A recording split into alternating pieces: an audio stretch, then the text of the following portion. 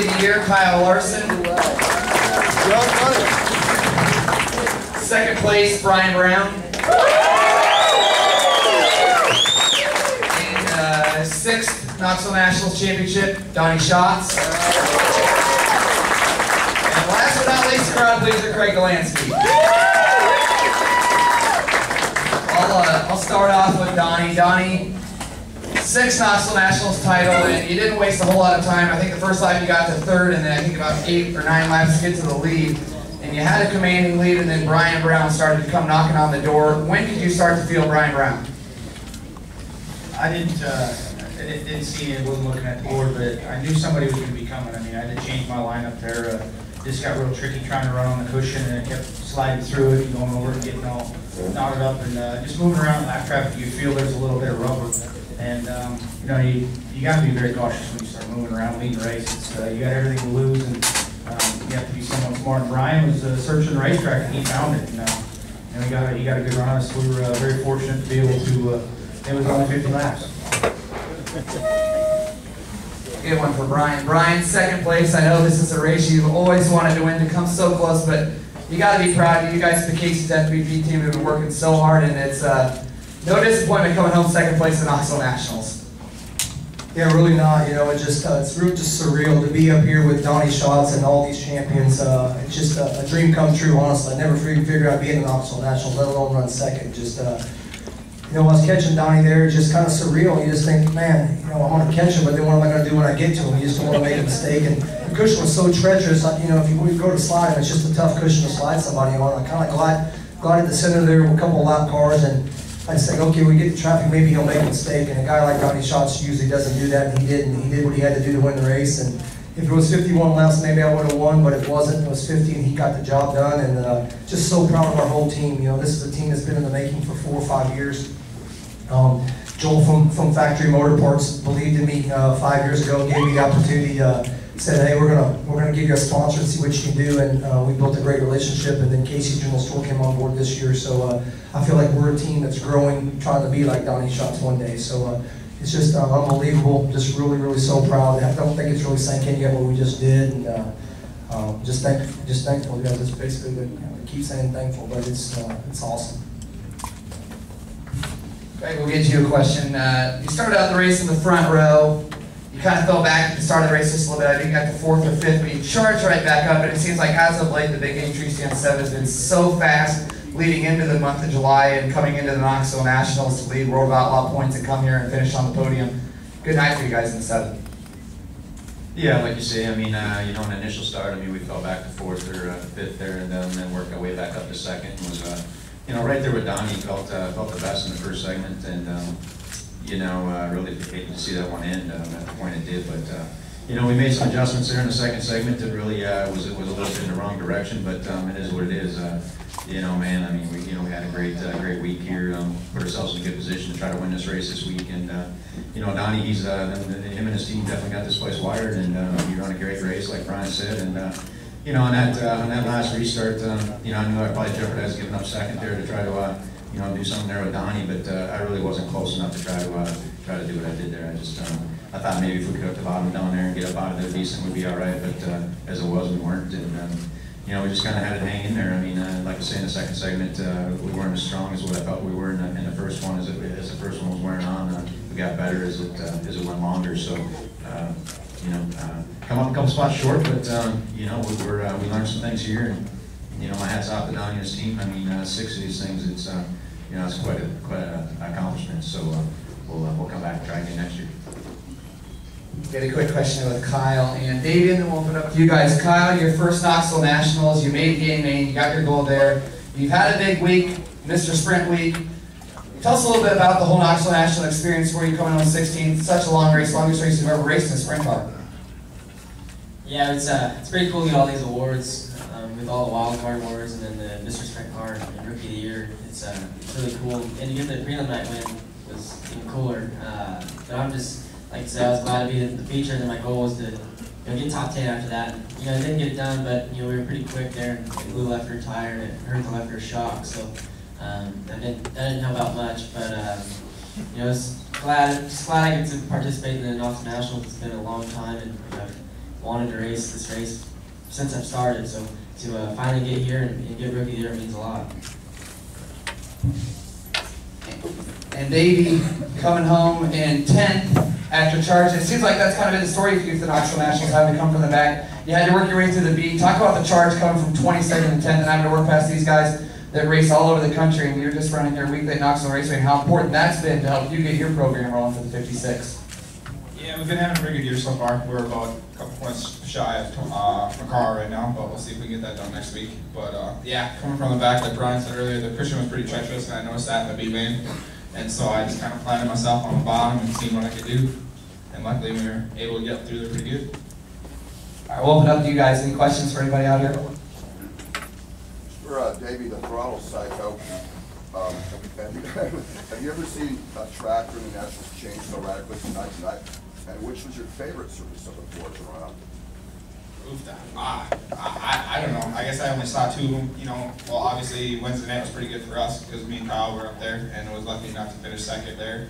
And tonight was just different. Like I guess the cushion got pretty heavy up there, and the bottom was hanging around there about the first segment, and then the second segment started kind of get blown off. But where'd you make most of your passes? I didn't even notice you really almost. I guess I couldn't even tell you. I was just trying to see cars and go by cars. Well, Got any more questions out there? Rob, you got another crazy one, don't you? We got one. I'm sure I do. Oh yeah, okay. Brian, do you feel like you're representing Knoxville Raceway when you're running at the Nationals? I guess it's for Davey and actually Craig. Absolutely, 100%. The question was, do you think I'm representing Knoxville Raceway? I really do. This is where I grew up as a kid. This is where 2 track championships. I feel like if we would have won this is a local win. I feel like if I ever do have lucky enough to go on the road with the Outlaws, I'm always going to be a Knoxville regular, whether I race here every single Saturday or not. I just it's a privilege to be able to race here, have the friends we do here, have a facility. And I think you really learn to appreciate this place when you go travel around and see some of the dumps we race in. So it's unbelievable, and just be up here, Davey hopefully win this Knoxville Track Championship. You know, and this guy here, it's probably his only Knoxville National. So hopefully he remembers this when he gets the NASCAR, and maybe he'll buy me a tire. He's a good friend of mine. We're very, very privileged to get to watch this kid race. And Donnie, he's a great champion. Delansky's become a pretty good friend of mine. So it's just it's an honor to be in here, I can guarantee you that.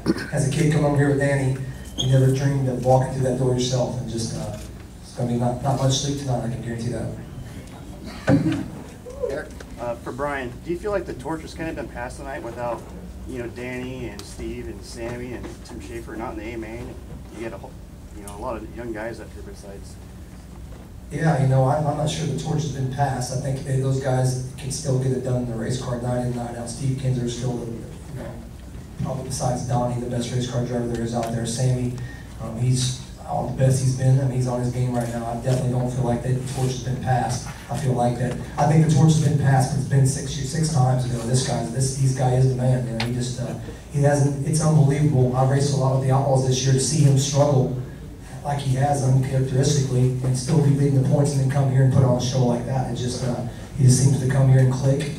And definitely, I don't think the torch has been passed because those guys can still get it done. I just think they had a little bit of lucky week, and we all had a good week.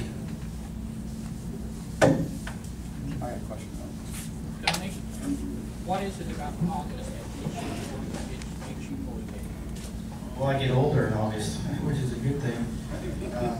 I don't know what it is. I guess maybe it's glad that I didn't go to school. All I wanted to do was race, and school time. It's just it's probably something my dad instilled in me. I mean, he's the one that taught me the mental side of the sport and how to race. And it's it's when the going got tough, the tough got going. It's we got to leave here this weekend and go race out on the West Coast for a month, and you have to forget about today, go on with the World Outlaws and try to win another race and try to beat Craig for the championship. So it's it's just all you get here, and you have a few down days, and you get to have a little bit of relax from a treacherous East Coast swing and up through Canada. It's kind of like being home. It's when you come here, you feel like you're home. Donnie, on that final lap, Brian made up a lot of ground on you real fast. Did you run 3 and 4 a little differently Yeah, I did.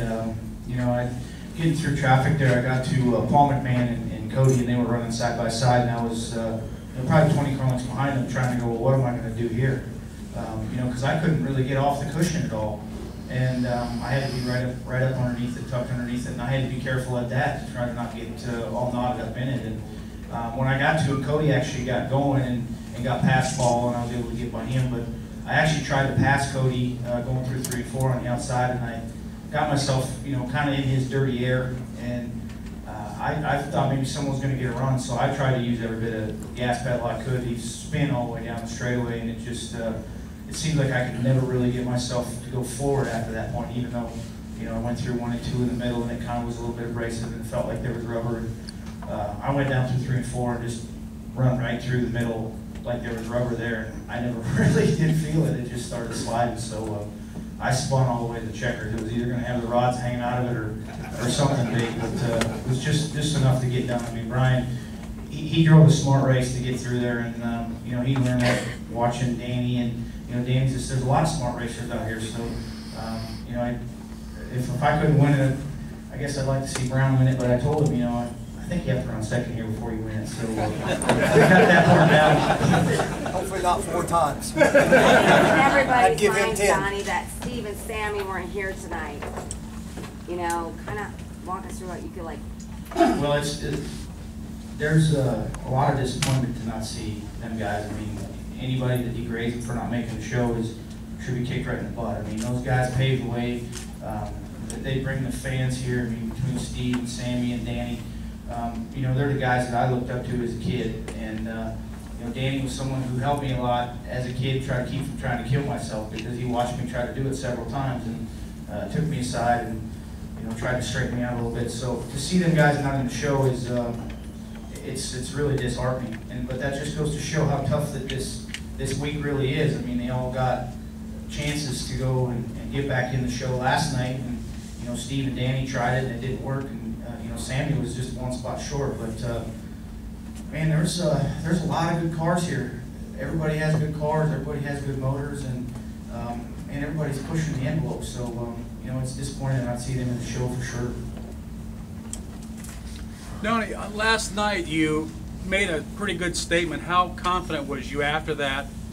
I mean, you went around to those cars like a lot of them were really slow. Well, I don't know that we were trying to make a statement by any means. I was just glad that I was able to be in the Speed Sport News Challenge. It's been a couple years since I've been able to be in it, and the race car was absolutely flawless. I mean, it's about as perfect as you could ask for anything. I brought that exact same race car, that exact same motor with the exact same wind-up, the shocks, and everything was identical. And tonight I felt like I was spinning the wheels the whole time. So the racetrack was a little bit different, and you have to adapt to the changes. And you know, you loaded up last night and it's flawless, and you bring it tonight and things are a little bit different. You don't really have any chance to adjust it. So just goes to show the differences. You have to try to keep up with it. And we didn't do as good a job as we wanted to tonight, but it was still a pretty good car. So I'm glad that my guys definitely worked hard, and I think we actually were a little bit better on the second segment with the tires. I don't know. I'd like to find out whether it gained stagger or lost stagger, so that know for our own good. But it definitely was a little bit better. Thank you.